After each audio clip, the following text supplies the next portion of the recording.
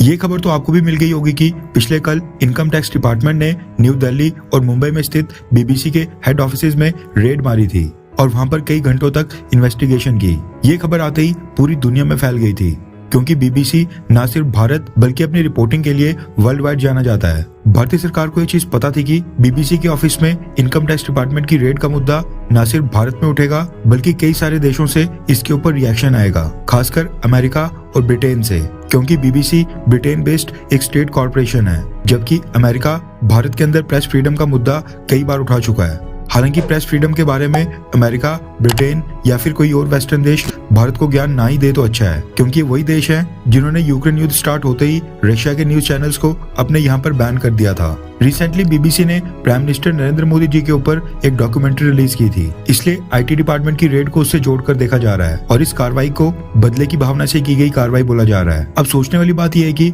Western देशों ने इस डेवलपमेंट को लेकर क्या बोला होगा, मोदी गवर्नमेंट के बारे में क्या रिएक्शन दिया होगा। ये वीडियो रिकॉर्ड करते वक्त इस समय इस न्यूज के ऊपर दो देशों का रिएक्शन आ गया है, एक अमेरिका और दूसरा ब्रिटेन। यूएस स्टेट डिपार्टमेंट के स्पोक्स पर्सन नेड प्राइस ने इस न्यूज से रिलेटेड एक सवाल के जवाब में कहा है कि भारत में जो बीबीसी के ऑफिसेज में सर्च चल रही है वो उससे अवेयर हैं, यानी उनको पता है। उन्होंने आगे कहा कि अगर आपको उसकी डिटेल्स चाहिए तो आप अमेरिका नहीं बल्कि इंडियन अथॉरिटीज से आप डिटेल्स ले सकते हैं। नेड प्राइस ने आगे कहा कि न सिर्फ भारत बल्कि एक यूनिवर्सल कॉन्टेक्स्ट में मैं ये बात कह रहा हूँ कि प्रेस फ्रीडम को अमेरिका सपोर्ट करता है। Freedom of expression, freedom of religion जैसे ह्यूमन राइट्स पूरी दुनिया में लोकतंत्र को मजबूत करने का काम कर रहे हैं। इसने अमेरिका को भी मजबूत किया है और भारत के लोकतंत्र को भी। इसके बाद जब जर्नलिस्ट ने काउंटर क्वेश्चन करके ये पूछा कि क्या जो बीबीसी के ऑफिस के ऊपर रेड मारी गई है क्या वो डेमोक्रेसी की स्पिरिट और डेमोक्रेसी की वैल्यू के खिलाफ है, क्या ये गलत था, तो इसके जवाब में अमेरिका के स्टेट डिपार्टमेंट के स्पोक्स पर्सन नेड प्राइस ने साफ शब्दों में कहा कि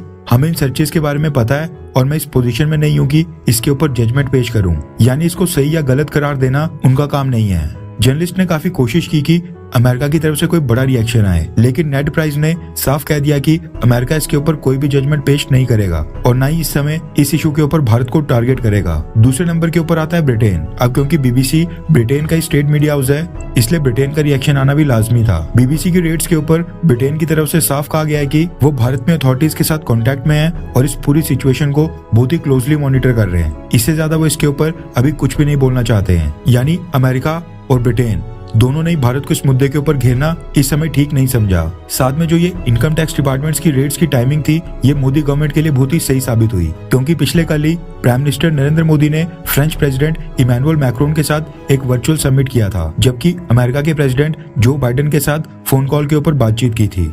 एयर इंडिया ने अमेरिका और फ्रांस को 500 कमर्शियल प्लेन्स का एक ऑर्डर प्लेस किया था, जिसको सेलिब्रेट किया जा रहा था। जो बाइडेन और इमैनुअल मैक्रोन ने इस डील को लेकर भारत की काफी तारीफ की और अपने देश को बताया कि इंडिया ने जो इनको ऑर्डर दिया है, इनसे इनके देश में कितनी सारी जॉब्स क्रिएट होंगी, इनको भारत के इस ऑर्डर से कितना फायदा होगा। न सिर्फ अमेरिका और फ्रांस बल्कि ब्रिटेन के प्राइम मिनिस्टर ऋषि सुनक भी इस डील को सेलिब्रेट कर रहे थे और ब्रिटेन के लोगों को बता रहे थे कि 500 प्लेन्स की जो डील भारत ने साइन की है, इससे ब्रिटेन को भी काफी फायदा होगा। ब्रिटेन के अंदर भी जॉब्स क्रिएट होंगी, क्योंकि जो 500 कमर्शियल प्लेन्स होंगे, इनके कई सारे पार्ट्स ब्रिटेन के अंदर ही मैन्युफैक्चर होते हैं। कहने का मतलब है कि पिछले कल एक बहुत ही बड़ी डेवलपमेंट हुई, जिसको भारत, अमेरिका, फ्रांस और ब्रिटेन इन सब की गवर्नमेंट्स काफी एंजॉय कर रही थी, पब्लिसाइज कर रही थी, जिसकी वजह से बीबीसी ऑफिसेज में रेड कोई ज्यादा बड़ा मुद्दा नहीं बन पाया। खैर, वैसे इसके ऊपर आपकी क्या राय है? क्या बीबीसी के ऑफिसेज में रेड भारतीय सरकार का एक सही स्टेप था, हाँ या फिर ना? नीचे कमेंट करके अपनी राय जरूर बताएं।